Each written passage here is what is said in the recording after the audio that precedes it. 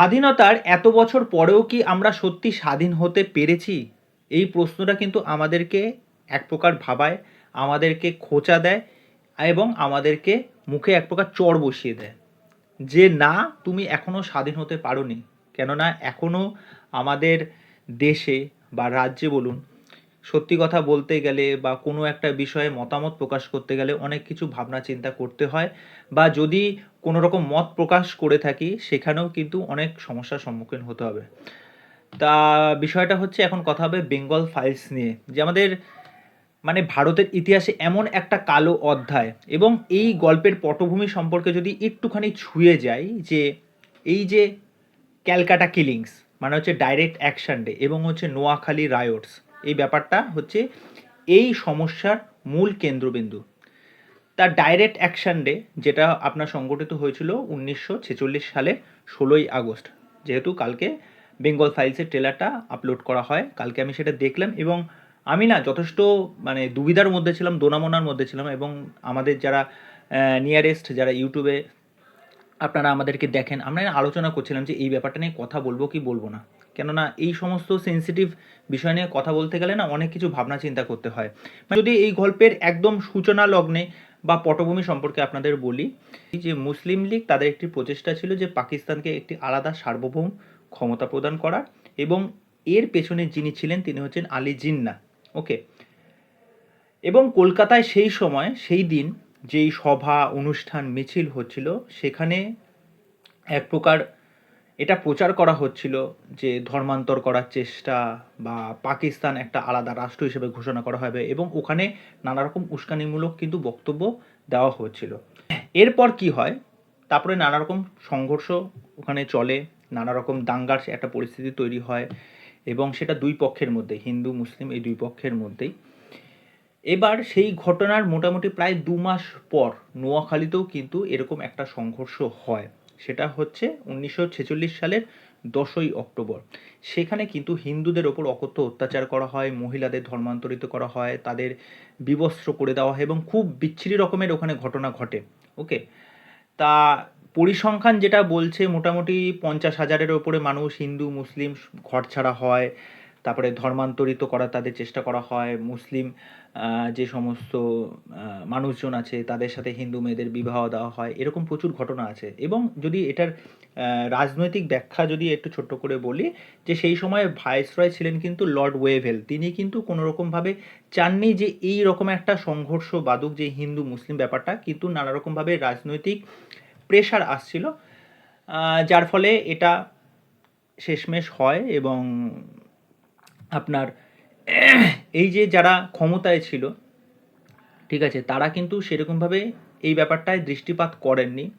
এবং আলী জিন্নাহ যেটা করেছে, যে কংগ্রেস এবং ইংরেজদের ওপর এক প্রকার চাপ সৃষ্টি করার চেষ্টা করেছে, এবং বলেছে যে ডাইরেক্ট অ্যাকশন দে, যে সেখানে সেই দিন মানে কলকাতায় এটা এক প্রকার জোরপূর্বক, যে আজকে আমরা পাকিস্তান করেই ছাড়বো, ঠিক আছে, এক প্রকার জোর করেই হোক।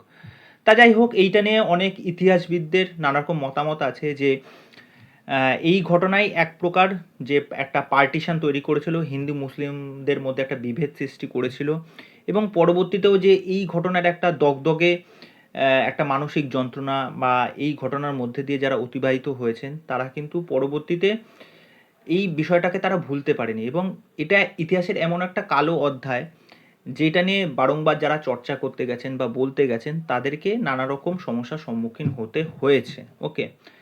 তা এবার যদি চলে আসি, যে বেঙ্গল ফাইলসের ট্রেলারটা যখন দেখলাম, আমাকে ভেতর থেকে নাড়িয়ে দিয়েছে এই ট্রেলারটা এক প্রকার। ওকে। এবং দেখুন, প্রত্যেকটা পরিচালক তার কিছু মতাদর্শ থাকে, তার কিছু চিন্তাভাবনা থাকে।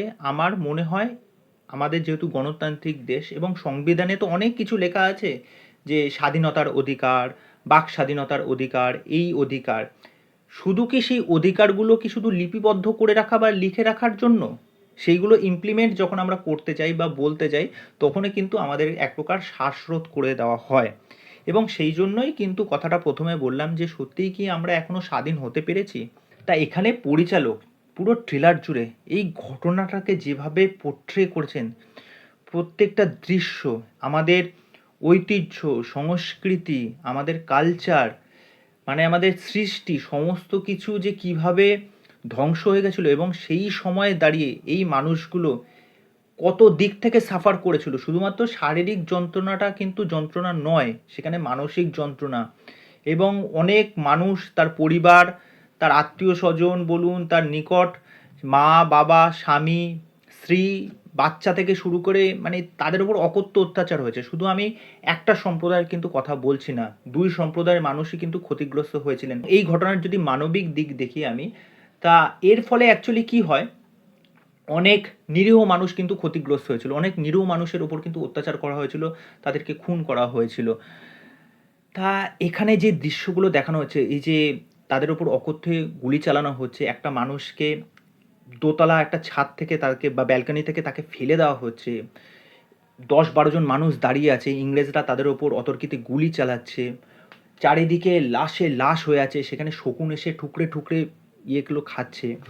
একদিকে রবীন্দ্রনাথ, অরবিন্দ ঘোষ, তারপরে হচ্ছে এদিকে দুর্গার যে মূর্তি সেগুলো পুড়িয়ে দেওয়া হচ্ছে, সেগুলো জ্বালিয়ে দেওয়া হচ্ছে।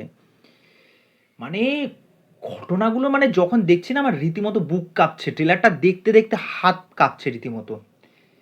মানে কিভাবে এই 3-3.5 মিনিটের ট্রেলারটা আমাকে ভেতর থেকে পুরো নাড়িয়ে দিয়েছে। এবং লাস্টে মিঠুন চক্রবর্তী যখন আসলেন এবং তিনি যখন কথাটা বললেন যে ওই কতগুলো মাদুলি হাতে নিয়ে, যে বলো দেখি যে আমরা সত্যিই কি আমরা ভারতীয়, আমাদের মধ্যে কি পার্থক্য আছে, এই জিনিসটা তিনি যখন ডিফাইন করার চেষ্টা করছেন।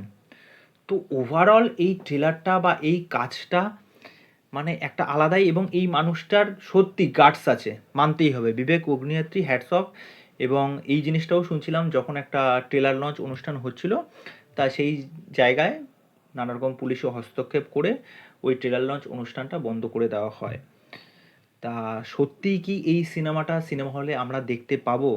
সেই সত্যি দগদগে ইতিহাস আমাদের সামনে কি নিয়ে আসতে পারবে? আমার কিন্তু যথেষ্ট ডাউট আছে। কাশ্মীর ফাইলস যখন এসেছিল ওই সিনেমাটা আমি প্রায় 2 মাসের ওপর কিন্তু পরে দেখি, ওকে। তা ওইটা নিয়েও কিন্তু প্রচুর সমস্যা হয়েছিল, এবং এইটা নিয়ে তো একটা মারাত্মক রকমের সমস্যা হবে, ওকে।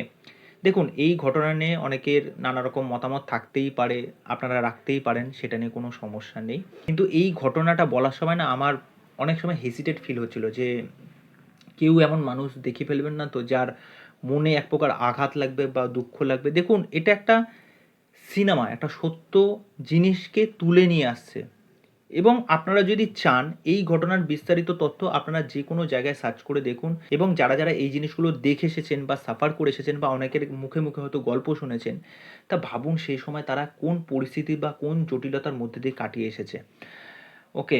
তা আমি যদি বেশি কিছু বলি এখন, আমার ভেতরে অনেক কিছু আছে, তা সেগুলো আর বললাম না, বললে না অনেক রকম রাজনৈতিক হয়তো সমস্যা বা প্রবলেম হয়ে যেতে পারে। আর শেষমেশ একটা কথাই বলবো, আমি কিন্তু কোনো রকম দলের হয়ে কথা বলছি না বা কোনো দলকে আমি সমর্থন করি না। আমাদের পশ্চিমবাংলায় যেই দল কালচারটা আছে বা যেই দলটা কর্তৃত্ব করছে বা পরবর্তীতে যে দল আসবে, সেটা যে কোনো কালারেরই দল হতে পারুক, তা আমি কিন্তু এই সিনেমাটাকে এক প্রকার শিল্প হিসেবেই দেখছি। এবার দেখা যাক এই কাজটা কতদূর কী করতে পারে। ভয়ঙ্কর, ভয়ঙ্কর ছিল। মানে এটা এক প্রকার হন্ট করে দেওয়ার মতনই। প্রত্যেকটা দৃশ্য এবং সিনেমাটোগ্রাফি, ওকে। এটা মানে ব্যাখ্যা করা মানে খুব টাফ, খুব টাফ। এবং সত্যি এই সিনেমাটা যদি বেরোয়, মানে যদি মুক্তি পায়, এবং এই ঘটনাটা আমি সাক্ষী হতে চাই অবশ্যই, এটা দেখতেও চাই। তা এই হলো আমার মতামত। তো চলো আজকের ভিডিও এখানেই শেষ করছি। পরবর্তী ভিডিওতে আবার দেখা হচ্ছে। বাই।